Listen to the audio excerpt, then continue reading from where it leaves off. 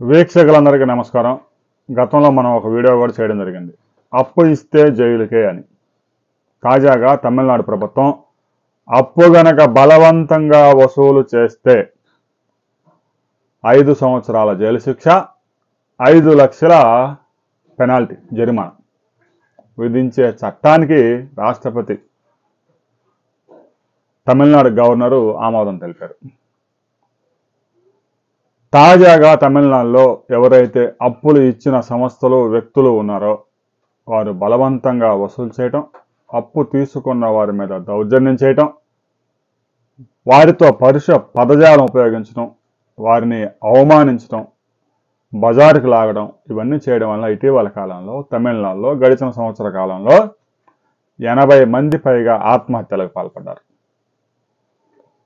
అనేక అవసరాలు ఉంటే అప్పు తీసుకునేటప్పుడు ఏదో ఒకటి చెప్పి తీసుకుంటారు. ఇక పేమెంట్ చేసేటప్పటికి ఇబ్బందులు వస్తూ ఉంటాయి. ఒకవైపు క్రెడిట్ కార్డులు, మరొక వైపు రోజువారీ వడ్డీలు, రకరకాల ఫైనాన్స్ సంస్థలు, ఇక 22% వడ్డీలు వసూలు చేసే ఫైనాన్స్ సంస్థలు, 36% వడ్డీలు వసూలు చేసే క్రెడిట్ కార్డులు, రోజువారీ వడ్డీలు 100 రూపాయలు ఇచ్చి రోజుకు 10 రూపాయలు వసూలు చేయడం, 90 ఇచ్చి రోజుకు 100 వసూలు చేయడం, 5,000 ఇచ్చి రోజుకి 100 రోజుల పాటు రోజుకు 100 వసూలు చేయడం, రకరకాల స్కీములు. ఈ స్కీముల్లో డబ్బులు ఇవ్వడం, చిన్న చిన్న వ్యాపారస్తులు చేసుకునే వాళ్ళకి ఇవ్వడం, మిడిల్ క్లాస్ వాళ్ళకి, అత్యవసరంగా ఎవరికైతే డబ్బు అవసరం లేదో వాళ్ళకి ఇవ్వడం, ఆ తర్వాత జులుం ప్రదర్శించడం. దీంతోనే అప్పు తీసుకున్న వాళ్ళు నానా హింస పడతా ఉన్నారు. తమిళనాడు తీసుకొచ్చిన ప్రభుత్వంతో అప్పు తీసుకున్న వారికైతే కొంత రిలీఫ్ దొరుకుతుంది, కానీ అప్పు ఇచ్చేవాళ్ళు రాబోయే రోజుల్లో ముందుకు రారు.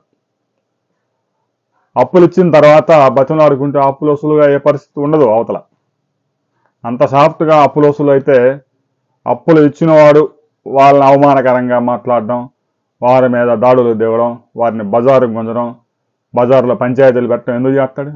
వసూలు కాలేదు కాబట్టి ప్రెజర్ పెంచుతూ ఉంటాడు. ప్రెజర్ పెంచినప్పుడు కొంతమంది అవమానంగా ఫీల్ అయ్యి బజార్లో నన్ను నానా మాట్లాడానని, అందరి ముందు నా పరువు తీశారని కొంతమంది ఆత్మహత్యలకు పాల్పడుతూ ఉన్నారు. ఇలాంటి ఘటనలు కూడా జరుగుతూ ఉన్నాయి. ఆంధ్రప్రదేశ్లో 2019 నుంచి 2022 దాకా మనం చూసాం వడ్డీ వ్యాపారులు ఎలా చెలరేగిపోయారు. అలాగనే దేశం అంతా ఇదే పరిస్థితి కొనసాగుతాం. తమిళనాడులో కానీ, కేరళ, కర్ణాటక, తెలంగాణలో ఎక్కడ చూసినా రోజువారీ వడ్డీలు, క్రెడిట్ కార్డులు, ఫైనాన్స్ సంస్థలు అప్పులు ఇవ్వడం, బలవంతంగా వసూలు చేయడం. 90% అయితే సాఫ్ట్గానే వసూలు అవుతాయి. ఆ 10% విషయంలో మాత్రం ప్రెజర్తోనే వసూలు చేస్తారు. ప్రెజర్ లేకపోతే అక్కడ వసూలు అయ్యే పరిస్థితి ఉండదు. ఈ ప్రెజర్ తట్టుకోలేక, ఈ అవమానాలు భరించలేక అక్కడక్కడ ఆత్మహత్యల కేసులు నమోదు అవుతూ ఉంటాయి. ఆత్మహత్య గనక పాల్పడితే, అప్పు తీసుకొని బలవంతంగా వసూలు చేసి వారిని గనక అవమానించినప్పుడు, వారు అవమానానికి గురై అప్పు తీసుకున్నవాడు, వాడి కుటుంబంలో ఎవరైనా ఆత్మహత్యకు పాల్పడితే అప్పు ఇచ్చిన వాడు జైలుకే.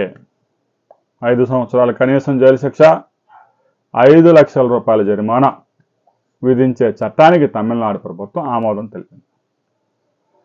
ఇక బెట్టింగులు, లాటరీ టికెట్లు ఉన్నాయి. ఎన్ని రకాలుగా వాటిని అడ్డుకుంటున్నా కూడా వేరే రూపంలో వస్తూనే ఉన్నాయి. ఇటీవల కాలంలో కొంతవరకు అదుపులోకి వచ్చాయి. అయితే క్రికెట్ బెట్టింగ్ అదుపు చేయడం మాత్రం ఎవడి వల్ల కావడం లేదు. ఎప్పటికప్పటిగా ఒక యాప్ తయారు చేయడము, ఒక 30 మొబైల్ ఫోన్లు వేసుకోవడం, ల్యాప్టాప్లు వేసుకోవడం, కూర్చోవడం. అందువల్ల ఈ క్రికెట్ బెట్టింగ్ను అదుపు చేయడం ఏ సంస్థ వల్ల కూడా కావట్లేదు. పోలీసులు ఎప్పటికప్పటిగా దాడులు చేసి కొంతమందిని అరెస్ట్ చేస్తున్నారు, కానీ క్రికెట్ బెట్టింగ్ను పూర్తి స్థాయిలో అదుపు చేయడం సాధ్యమయ్యేలా కనిపించడం లేదు.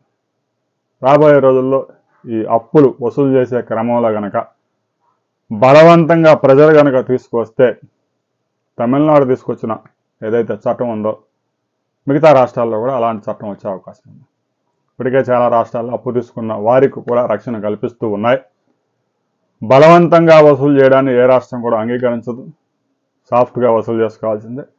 బలవంతంగా వసూలు చేసే క్రమంలో అప్పు తీసుకున్న వాడికి కనుక ఏదైనా జరిగితే అప్పు ఇచ్చిన వాడిదే బాధ్యత.